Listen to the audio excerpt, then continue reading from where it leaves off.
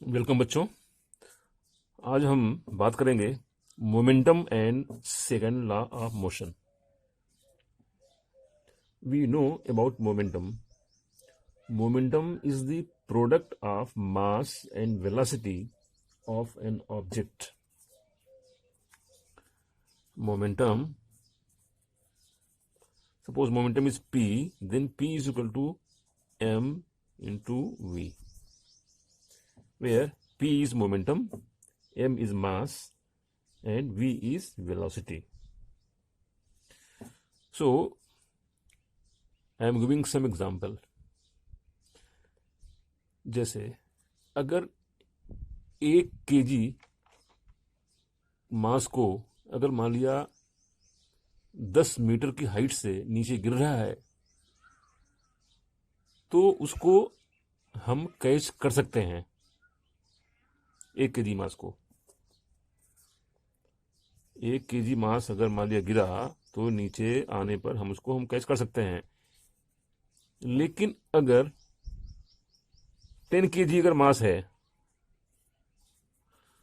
और 10 मीटर की हाइट से नीचे गिरा तो हम उसको कैच नहीं कर सकते। 10 kg का मास अगर ऊपर से नीचे गिर रहा है 10 मीटर की हाइट से तो बहुत डिफिकल्ट है। और अगर कहीं अगर 50 kg का अगर मान लिया मास अगर ऊपर से नीचे गिर रहा है तब तो कोई सवाल ही नहीं उठता कि उसको हम कैच कर सकें। दब जाएंगे, अलग से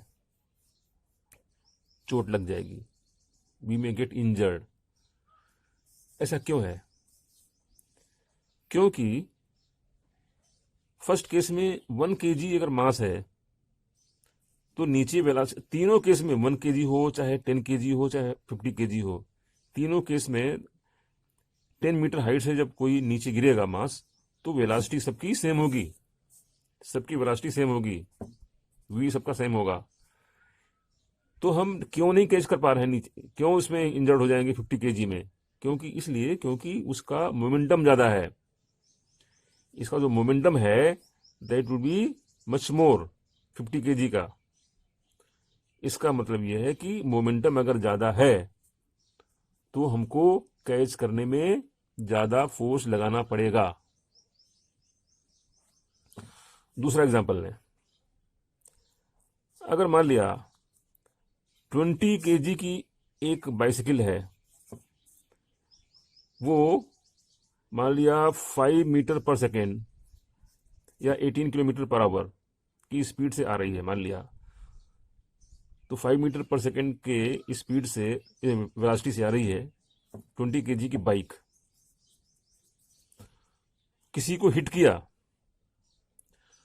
तो कुछ नहीं होगा, बहुत होगा कि वो आदमी जिसको हिट किया वो नीचे गिर जाएगा, he will not be injured. लेकिन अगर 4000 kg का एक ट्रक अगर मान लिया आ रहा है उसी स्पीड से, उसी वेलोसिटी से 5 मीटर पर सेकेंड, तो क्या होगा? वो दब जाएगा, he may be dead and he may be seriously injured। ऐसा क्यों हो रहा है? क्योंकि फर्स्ट केस में देखो दोनों की वेलोसिटी बराबर है, इक्वल है 5 मीटर पर सेकेंड। लेकिन फर्स्ट केस में क्या होगा, इसका जो मोमेंटम होगा वो होगा 100 kg मीटर पर सेकेंड। दूसरे केस में जो ट्रक आ रहा है उसी स्पीड से, उसी वेलोसिटी से, तो उसका मोमेंटम कितना होगा? 20,000 kg मीटर पर सेकेंड। यहाँ पे 100 है, यहाँ पे 20,000 है, इतना डिफरेंस है। यानी मोमेंटम अगर ज्यादा है तो उसको रोकने में बहुत दिक्कत होगी। अगर मान लिया इसी को हम इस तरह से लें, अगर 20 kg की बाइक है उसको पुश करें हम तो उसको एक पर्टिकुलर स्पीड देने में हमें बहुत कम फोर्स लगाना पड़ेगा। एक आदमी सफिशियंट है, एक आदमी अगर उसको पुश कर देगा तो वो चालू हो जाएगी, काफी स्पीड उसको मिल जाएगी, पीछे से पुश करे तब। लेकिन अगर 4000 kg का एक ट्रक है, अगर उसको पुश करता है तो हिलेगा भी नहीं। कम से कम 5-6 आदमी चाहिए उसको पुश करने पर, वेलोसिटी देने के लिए। इसका मतलब यह है कि अगर मोमेंटम ज्यादा है तो वेलोसिटी में चेंज करते हैं, मान लिया मोमेंटम में चेंज करते हैं तो ज्यादा फोर्स लगेगा, जरूरत पड़ती है। अगर मोमेंटम कम है, अगर मास कम है, मोमेंटम कम है, तो मोमेंटम को चेंज करने में हमको बहुत कम फोर्स लगेगा। इट मीन्स, इसका मतलब यह है कि जो फोर्स हमारा है वो डिपेंड कर रहा है मोमेंटम पे। अगर मोमेंटम ज्यादा है तो उसको चेंज करने में हमको ज्यादा फोर्स लगाना पड़ेगा। मोमेंटम कम है तो कम लगाना पड़ेगा। यानी अगर चेंज ऑफ मोमेंटम अगर ज्यादा है तो ज्यादा फोर्स चाहिए, चेंज ऑफ मोमेंटम कम है तो कम फोर्स चाहिए। तो इसके लिए, इसको समझाने के लिए सेकेंड लॉ ऑफ मोशन आया। तो सेकेंड लॉ ऑफ मोशन का जो है, न्यूटन का जो है, इसमें इसका स्टेटमेंट क्या है? The rate of change of momentum of an object is proportional to the applied unbalanced force in the direction of force। ये इसका स्टेटमेंट है। अब हम इसको थोड़ा सा प्रूव करें कि कैसे होगा ये। तो हम ये देखते हैं कि मोमेंटम क्या होता है। मान लिया उसकी पहले स्पीड थी, मान लिया u वेलोसिटी, बाद में इसकी वेलोसिटी हो गई v फाइनल। इनिशियल थी v u, फाइनल v। तो पहले इसका कितना मोमेंटम था? mu। फाइनल मोमेंटम कितना हुआ? mv। mu is the initial momentum, mv is the final momentum. So what is change of momentum? Change of momentum will be how much? mv minus mu, so it will be mv minus u। this is the change of momentum। so what will be the rate of change of momentum? rate of change of momentum, that will be this by time, mv minus u by time। This is the rate of change of momentum। So, as per the second law, F is proportional to the rate of change of momentum। This is second law of motion।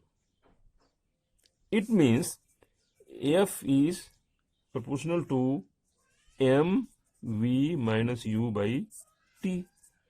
Just ऊपर हमने इसी के यहां पर value रख दी। And we know that v minus u by t क्या होता है? That is equal to a, acceleration.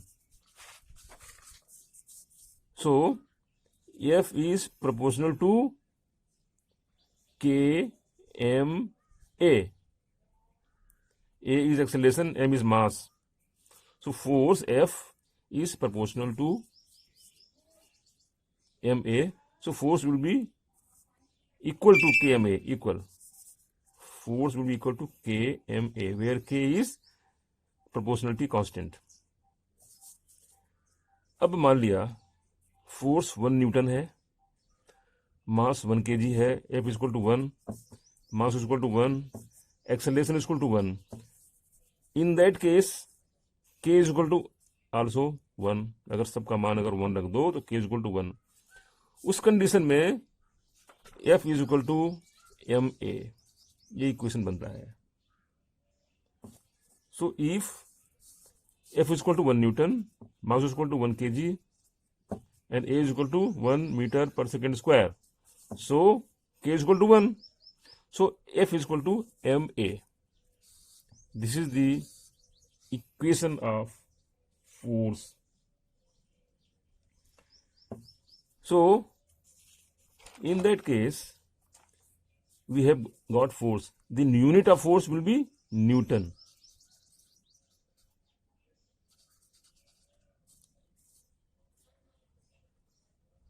So another unit will be kg meter per second square.